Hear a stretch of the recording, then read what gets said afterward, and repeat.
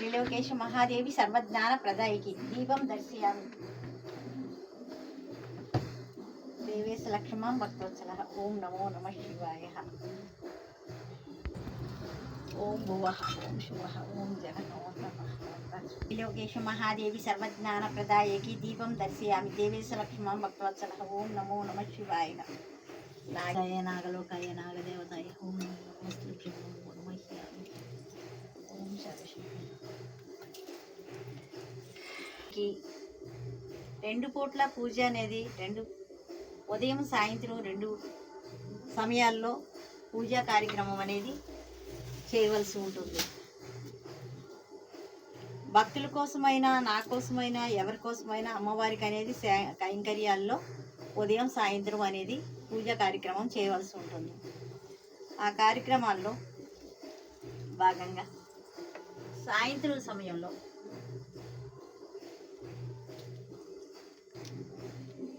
ఈ మాల అలంకరణ అనేది చేస్తూ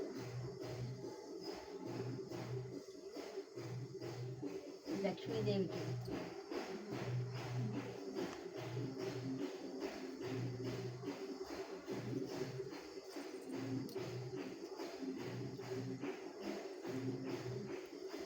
ఉన్నాయి. చెవులకి అలంకారం కోసం అమ్మ చూడండి, ఇప్పుడు బాగున్నాయి కదా. అమ్మ బాగుంది, ముచ్చటగా చూడముచ్చటగా ఉంది అమ్మవారి ముక్కెర.